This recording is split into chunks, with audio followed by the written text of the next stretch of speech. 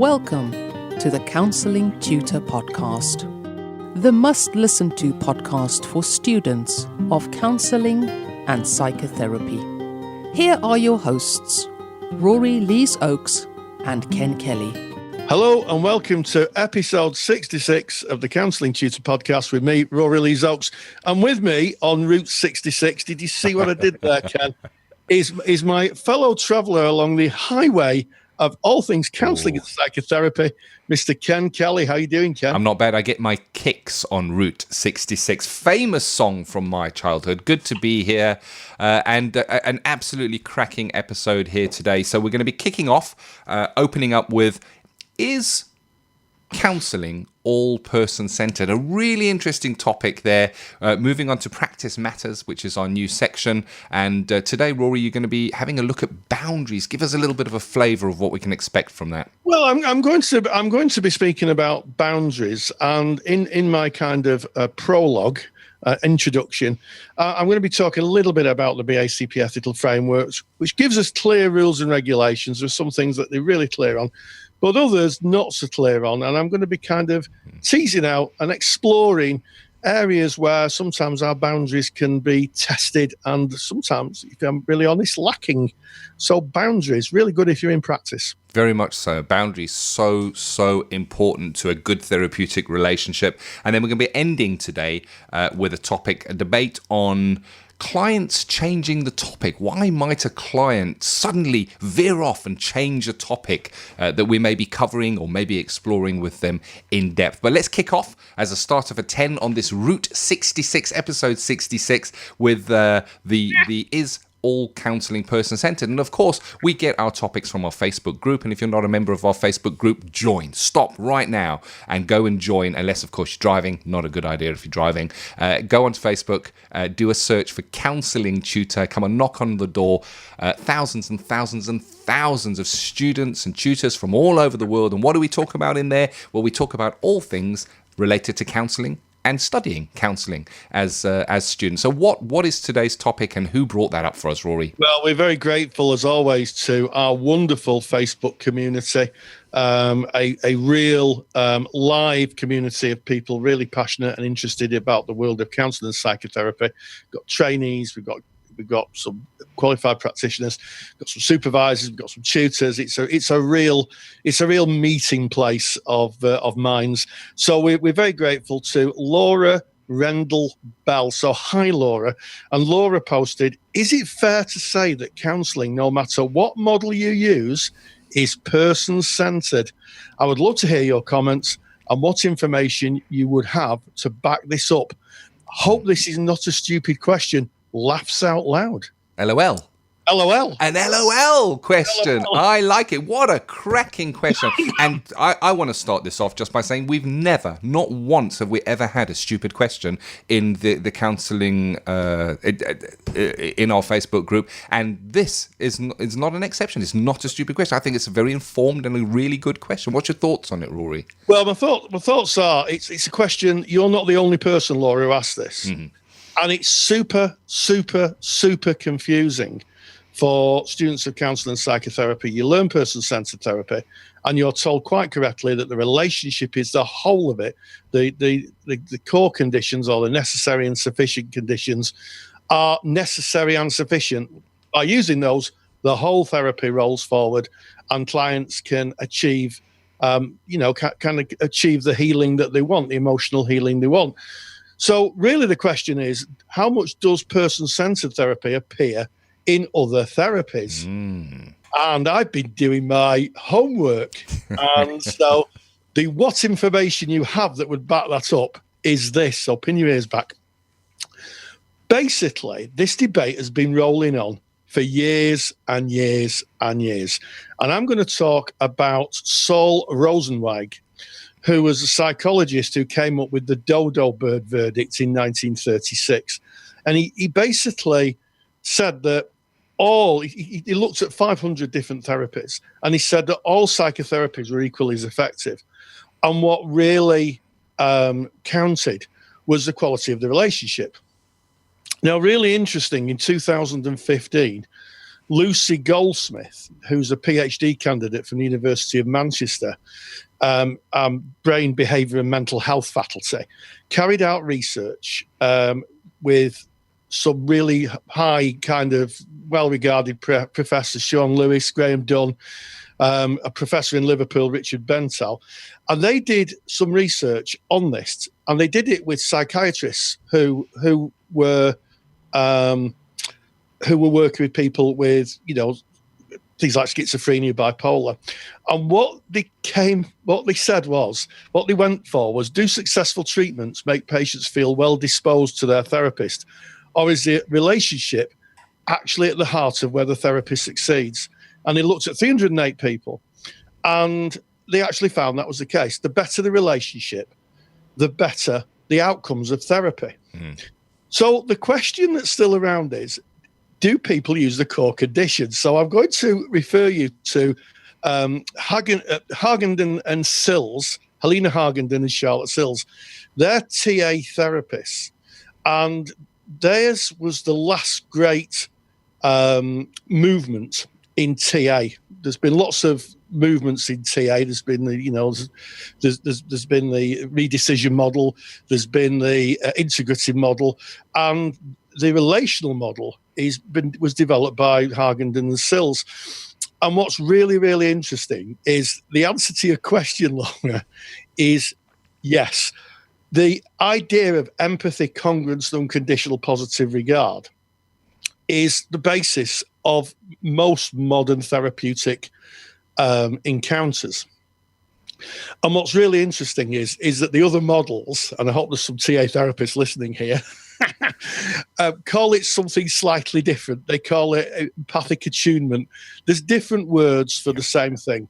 But the research would say that for therapy to really work, there has to be a good quality relationship. And let's face it, being empathic and really listening to what the client's struggling with and really trying to understand them and get them, and more to the point, the client getting it. The client understanding that the therapist really understands, or is trying really hard to understand where they're coming from. So important. Being non-judgmental goes without saying. And the therapist being real and genuine. These are universal ingredients of a therapeutic relationship, whether you're practicing CBT, TA, or person-centered therapy. The only difference is in person-centered therapy, the core conditions are necessary and sufficient. In other therapies such as TA and CBT, they would use that, and they would use the model. They would teach the model of therapy to the client. Yeah. So I hope that answers your question. That was burning the midnight oil last night. So yeah, that's some great research there, Rory. Some lovely names, some lovely facts there. So evidence basing that, and of course there's the difference, as you quite rightly pointed out, that within person-centered it is necessary, yes, it needs to be there, but it is sufficient. That is all you need. And within the other modalities, it is not sufficient. You also need the underpinning model of cognitive behavioral therapy or transactional analysis for the therapy to be successful. But it's really interesting when you're speaking about the dodo, what is it? The dodo effect, the dodo... It's called the Dodo Bird Verdict, and it comes... Verdict, yes. Actually, its history is quite interesting. I'll just go into that. I'm a great fan of Alice in Wonderland, as you know, and actually the Dodo Bird Verdict comes from Alice in Wonderland. It's where the dodo bird had a competition with all the other animals, and it was all must win prizes, all are equal. That's where it comes from. Like it, and that fits for me because I live in Cheshire, just up the road from where Lewis Carroll was born and actually wrote Alice in Wonderland. So hey, it all just ties in today. Yeah. And I guess I've certainly been in private practice for some years, and I've certainly had clients that have presented that have maybe gone down another route and had a therapist usually that was given to them that they didn't have a choice about through the NHS, short duration, where the therapist maybe wasn't, or the clients perceived the therapist not to be as invested in the relationship, where they were just given worksheets to do. They were just given homework, and they didn't feel that they were listened to. And they reported when they came to me that therapy was not effective. So the model was there, the CBT model and the worksheets was there, but what was missing? It was that relational interaction, somebody being there, somebody hearing you, somebody caring what it is that you're bringing, which I guess is what we're talking about in those core conditions, that empathic attunement, as TA may say, and that understanding, sharing it. Absolutely. And funnily enough, I'm off to my practice in a few minutes. And one of the people I share my practice rooms with is a CBT therapist. The more empathic person you never hope to meet. He's a lovely man. Yeah, there you go. A great question. And I think very well answered today, Rory. So thank you very much for that. So moving away from all kinds of therapy based in person-centered, or at least carry those core conditions across, to looking at boundaries. And boundaries don't feel as person-centered. When I think boundary, I think a wall or a fence or something that stops me or something that kind of ring fences something off. What can we expect from today? Well, I'm just going to, I've done a lecture in the Counselling Study Resource, our academic library, on boundaries. But this is just a little bit of a reminder, I think, about the types of pitfalls we can fall into and not realise boundaries. People, in my experience, people cross boundaries because they're just not aware that there's a boundary there. It's like, it's like my father told a great story when he was in the army of accidentally walking into a minefield. It took him about 20 minutes to get to the middle of the field, and it took him 5 hours to get out. I can well because believe. Someone stood shouting, going, "You're in a minefield!" and I think that's a really good analogy. And the reason he wandered into the minefield is there was no sign saying this is a minefield.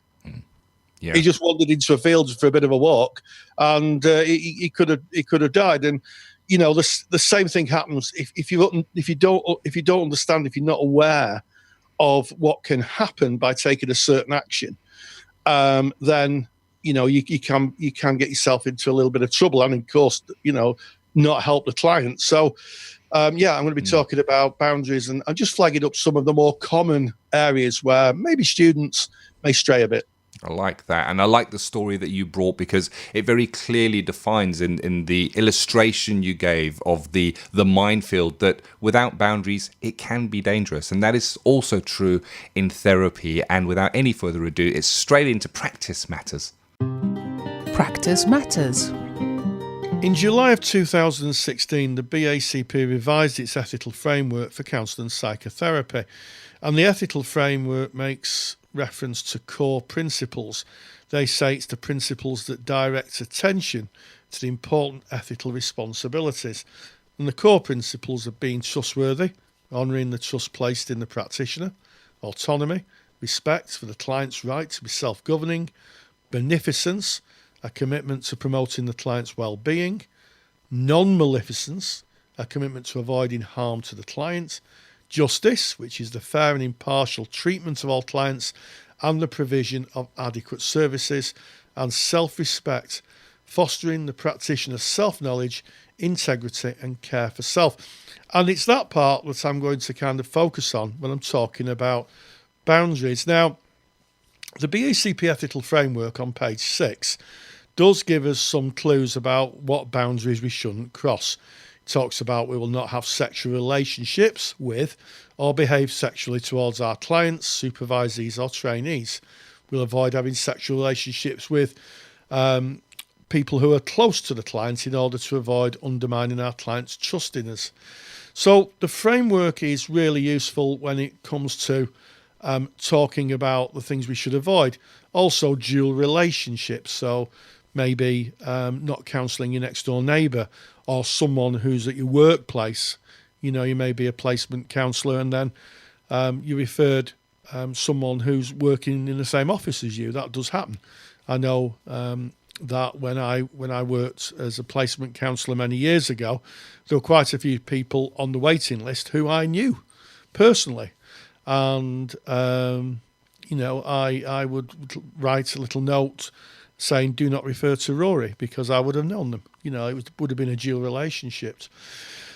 But what kind of boundary issues do we see on a regular basis? And how do we use our own moral compass and insights gained from supervision to walk an ethical path? So in terms of the common issues of boundaries, rescuing is a classic one. Examples can be a therapist telling a client everything will be all right, trying to make things okay, showing sympathy and not empathy. And sometimes I've known, clients, counsellors getting involved in clients' issues by speaking to a client's partner, maybe, or trying to make things better. That is a boundary issue.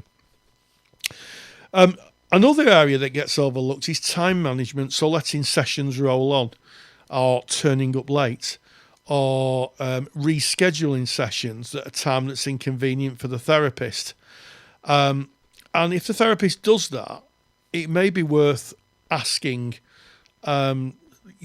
themselves why they do it. If they're saying, well, I need to go to a family party, but I'm going to reschedule a client for that day, is that a boundary issue? And I think it is, because it kind of goes against the self-care aspect, the self-respect and self-care aspect. I mean, there may be times when there's a genuine emergency where, practitioner has to take a view. But if it's regularly happening, then that becomes a boundary issue. I think one of the hidden areas of boundaries that sometimes isn't discussed in training is transference. When we're being a therapist, we're in an adult place, in our interventions, be it with our supervisees or teaching or with our clients, we try and be in an adult place. And part of that is because we're kind of mirroring good practice and showing an adult perspective of ourselves, which is a good thing, because in an adult perspective, we tend to be more efficient and more engaged in the work. But what happens if we get a client who reminds us of someone from our past? Say, for instance, you get somebody who reminds you of a teacher you've had, and subconsciously you slip into a child ego state where you're wanting to please, or you may be frightened of that person. That could be a boundary issue, because the emotional state a therapist is in will inform the type of interventions and reflections and paraphrases and the general deportment of themselves that will feed back to the client. So it's very, very important that we have a sense of ourselves as the adult. And if for some reason we find ourselves with child feelings or very parental judgmental feelings, which sometimes occur, to get supervision to try and find out what that's about, and also developing that very important, what I call self-supervisor, that part of you that kind of sits on the shoulder like a Jiminy Cricket character, the little person from Pinocchio, who was Pinocchio's moral compass, would whisper in Pinocchio's ear and say, "Are you sure you're doing the right thing? This is what could happen." So, generally speaking, boundaries are something that are constantly worked at, constantly looked at, and don't underestimate transference as a way of boundaries potentially being breached. Thank you as always, Rory. There you go. Boundaries, so important. Setting that stall out so that both counsellor and client have a good understanding of what is on offer and what is not on offer, and where those boundaries sit. And of course, if you want Rory's super duper handout, they are super duper. They're really great, aren't they, Rory? When you're doing your assignment, to have those kind of one side. Well, you can get that by simply going over to our mother website, which is counsellingtutor.com.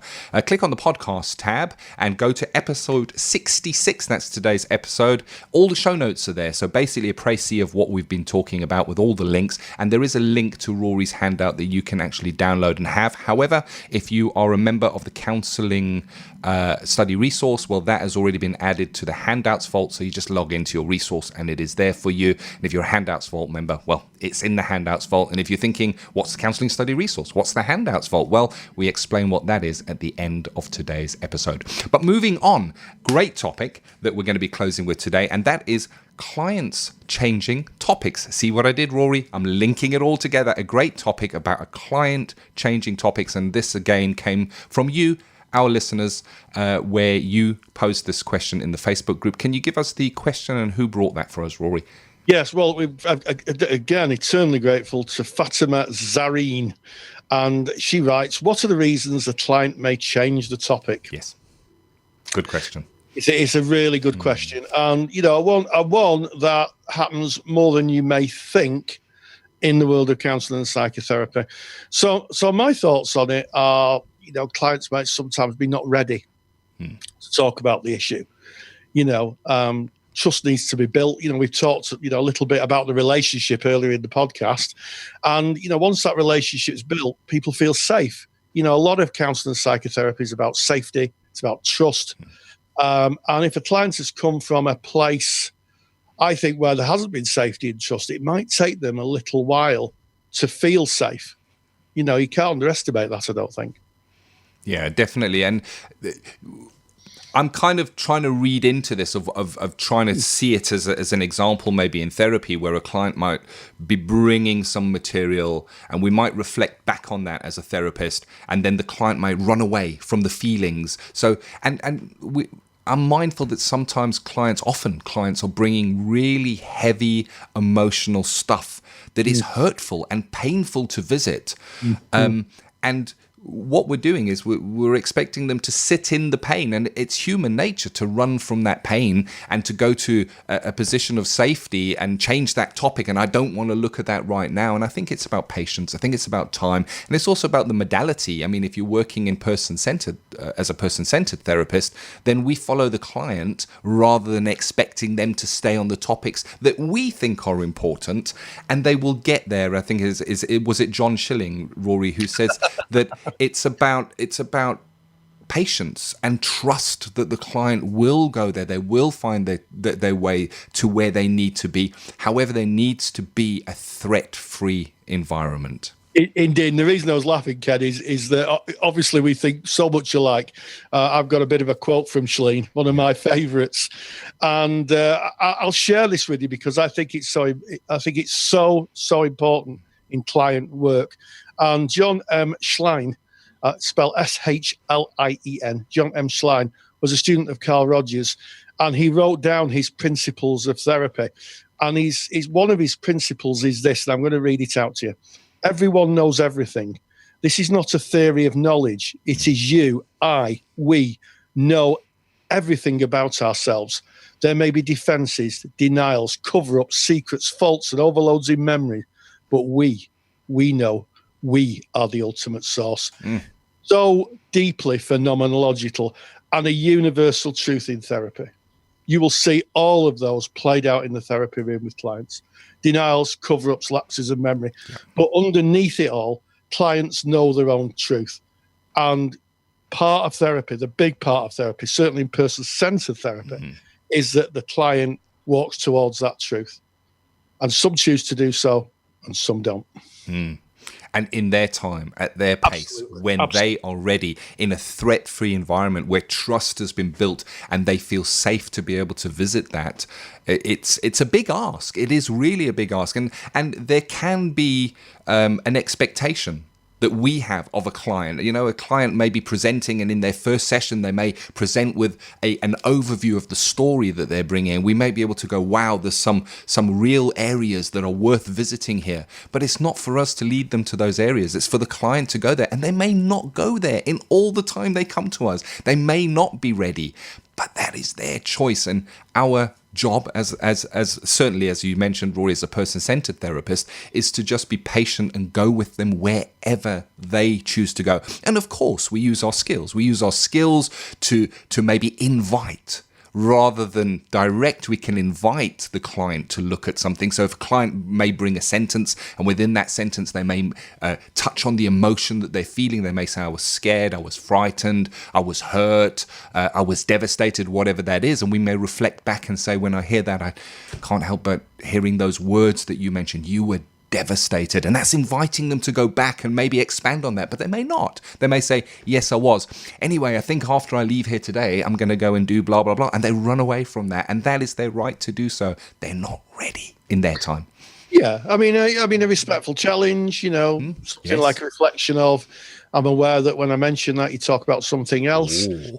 Is and an affirmation, so that's high challenge, and the high support's no affirmation, saying I realise that might be really difficult for you, and also it's about wisdom, it's about counsellor wisdom when to challenge. Oh yes. Not I always think it's a little bit like, and there's a really good example of this about a parachute jump, tandem parachute jumping. Yes. And there was a story about someone, a senior person, shall we say, wanted to do a parachute jump. When they got into the aeroplane, they didn't want to do it, and the parachutist just threw them out. Just literally, they were strapped together and just jumped out. And the person was struggling so much, they nearly got out of the harness. Ouch. And there cannot be a better example, a graphic example of what happens when a therapist does exactly that, pushes the client out of the metaphorical plane and into their fears, because that's what happens. People will try and escape, and we have to be very careful of that. So wisdom and timing is massively important. I like what you said there, Rory. And as you were bringing that topic, I was doing the ooh, because such an interesting topic. You're 100% right in that we are there. I mean, the very nature of therapy is a nature of challenge. And if we look at person-centered therapy, we speak about incongruence. The client running away from those feelings, running away from that hurt is a great example of that incongruence, because that's kind of what they're coming for, but yet they run away from that. They want to work on it, yet it's frightening to go there. And what you said there is it's about that challenge, high support with high challenge, and at the right time. And it's unlikely that you might go there on the first session or the second session with the client. And that wisdom to be able to gauge where the client is, see where they're at, read their body language, read the relationship, feel the depth of that relationship before bringing that challenge in. Advanced skills we're talking about. It's advanced skills, and also it really does link to boundaries, I think. I like that, because boundaries are kind of what we covered in Practice Matters here today. Exactly. Yeah, so it all kind of ties together, because we started off episode 66 speaking about the relationship, really, and is counselling all kind of linked into those core conditions, that understanding, creating that threat-free environment, the boundaries that are so important for successful counselling, and then, of course, ending off with that great topic that we're discussing now, where we're looking at the client maybe running away, changing the topic, not being ready to submerge themselves in that hurt, that pain. What a great episode it has been, Rory. It is. And as always, thank you so much for joining us on Route 66, joining us on our little journey on the interstate highway of all things counselling and psychotherapy. And as always, stay grounded and stay safe. If you enjoy the topics and handouts here on the Counselling Tutor Podcast, then you will love the Counselling Study Resource. CSR was built by myself, Ken, and Rory Lees-Oakes to give you the support you need during your counselling studies. So get access to the world's most comprehensive collection of resources aimed at supporting you in your journey to become a counsellor. Take the stress out of your studies by visiting counsellingtutor.com/CSR. That's counsellingtutor.com/CSR. Thank you for listening to the Counselling Tutor Podcast. Find the show notes for this episode on our website at www.counsellingtutor.com.